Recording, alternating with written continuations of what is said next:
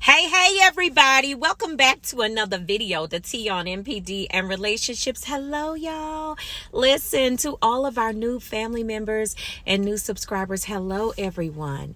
And of course, to my tribe and family at large, welcome back. Thank you all so much for coming back and watching another video. Of course, you know I always mention every time we drop a video, I want to always plug our Thursday night live streams. Thursday nights. Okay. Yes, indeed. Listen, that's the highlight of our week, where we convene right here at 5 p.m. Pacific Standard Time. Lots of good information, conversation. Come on. I'm telling you, the Lord meets us here. This is for the people that's ready to take your healing to the next level. This is for people that are really serious about learning and not falling into the trap of narcissistic abuse ever again. Okay. So Thursday night, I want to see you here. Invite some folks to come out. Okay. I want to meet you in the chat. I want to say hello. All right. So I'd love to see you there. And it is 5 p.m. Pacific Standard Time. Y'all know every time we drop a video on the channel, the goal of the day is 2.1K plus. Okay. If you rocks with your girl, hit that like button one time. All right. Okay, y'all. So let's jump into the topic of this video. I want to get into this because I just want to rein this thing home, because I want to give you some food for thought. You know, I want to give you some food for thought. A lot of times when people break up, or they divorce a narcissist, a lot of times, they're thinking that maybe, maybe it was something that they did that maybe they could have done better. Maybe they could have given more. Maybe, and these are for people, of course, that probably hadn't come into the knowledge of what they were actually, the type of person that they were actually dealing with. And so, they may have thought, oh, well, maybe I just didn't do enough. Maybe I should have, done things this way or done things that way or whatever. But I'm going to tell you something about these birds. Okay. Things will never be equal with a narcissist. I don't care what you do. I don't care what you say. I don't care how you try to give. I don't care how you try to live out exactly what they tell you to do, because they want to be your God. All right. I don't care what you do. Things will never be equal with them. They always want you to give what they are not willing to. Okay. That's the bottom line. So the thing that makes them, I'm gonna just kind of tell you what they do, okay, and how they think. First of all, a narcissist, you may not know this, or if you're just coming out of the relationship, even during the love bomb, the narcissist really feels like you are privileged to be with them. Okay, they have they have this grandizement going on, and they really do have a strong sense of entitlement. And unfortunately, that's how it goes with them. You know what I'm saying? When we're talking about that sense of entitlement, and you don't really see the sense of entitlement come out really until the devaluation stage. But, all the time, the narcissist is grooming you for you to give them everything. Okay. And the way that they started out, and I'm going to drop some wisdom on you here. The way that they started out is by mirroring everything that you do in the love bomb stage. So in the love bomb stage, you're giving them things, they're giving you things, and all of this good stuff. Okay. It's kind of going, back and forth. And you're like, oh, they bought me flowers. And then you go and get them something nice. And then they get you something nice. And what you don't realize, watch this. What you don't realize is that as you get further into the love bomb stage, you keep giving, but they stop. Yes, you keep giving, but they stop, because that is your nature. Right? That is your nature. So what they're doing, they're only pulling on what they know you have already. Okay. And they're making you think that they are the exact same way when actually, in actuality, they are the opposite. They already know. Listen, a narcissist comes into a relationship, or I call it an addictionship. A narcissist comes into the situation knowing and planning, plotting and planning. They have sized you up financially. They have sized you up mentally. They have sized you up spiritually and physically. They come into the situation basically understanding they have a goal. Okay, they have a goal as to how much they want to extract from you, or the things that they need. Because you know what? When you were in the love bomb stage, the narcissist told you all of these things that they wish they had. You know, putting things on your mind. They told you, I wish I had this. And, you know, if this person hadn't have done this to me, and if that person hadn't done that to me, and they stole my money, and they did this and they did that. And see, what they're doing is they're putting that in your subconscious. Okay, that's what they're doing. They're putting it in your subconscious. And what they want to do is they want to put that in the seat of your subconscious mind. So when y'all start going through that devaluation stage, you will start to pull on all of those things that they told you that they wanted, and that you're going to go out and buy these things and go out and do these things for them because you want things to go. I'm telling y'all, this is how it goes. You want things to go back to normal when you don't even understand it. Nothing about it is normal.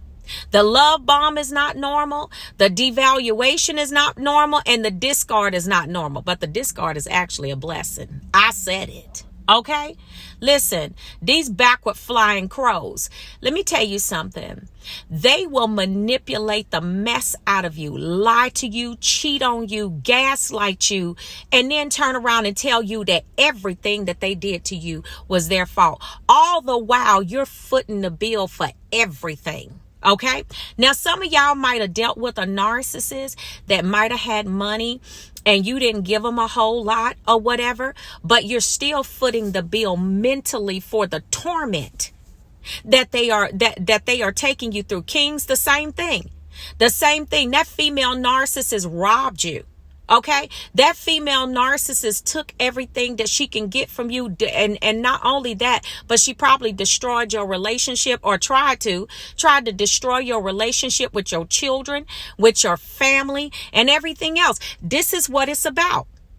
This is what it's about. And see, they always want from you what they're not ready, what they're not willing to give. Okay. And it's never going to be an equal playing field. You can't go in and run the narcissist friends off. You know, they don't want you to have friends because they don't have any. That's why you can't run their friends off.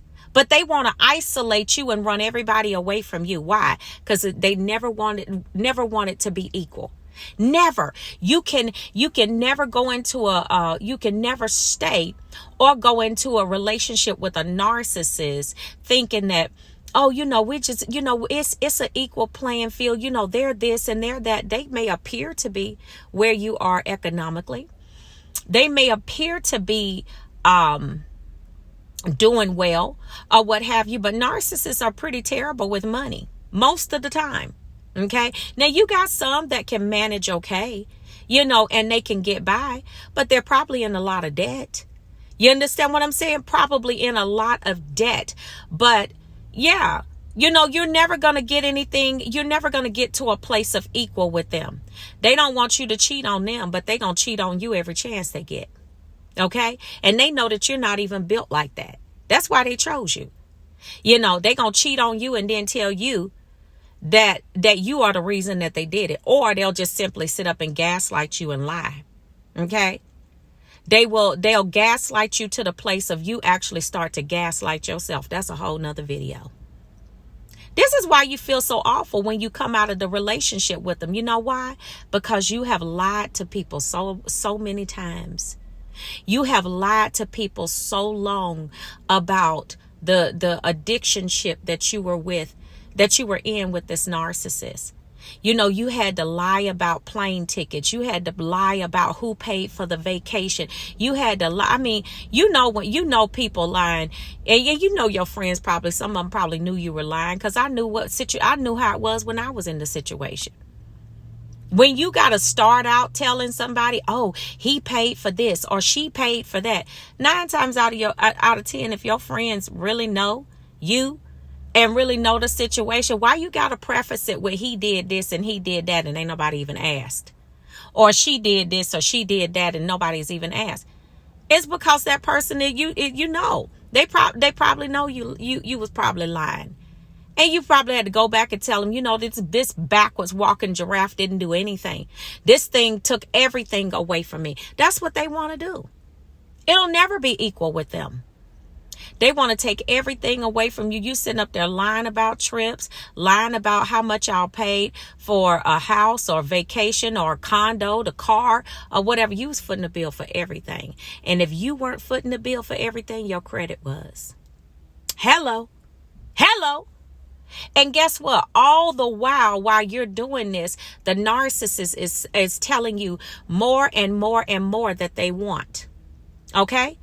As if you've not given them everything, including the kitchen sink. They still telling you everything else that they want. And you're trying to give it to them. You are really trying to give it to them. Why? Because you feel like at some point that this is going to level up and it's going to become equal. And it never did. And it never will. They're going to lie to you constantly, or they did. But if you ever told them a lie and they caught you in it, they never let you forget that. Okay? They never let you forget it. And while they're doing all of these things to you, everything is your fault. Everything. They take accountability for nothing. Okay?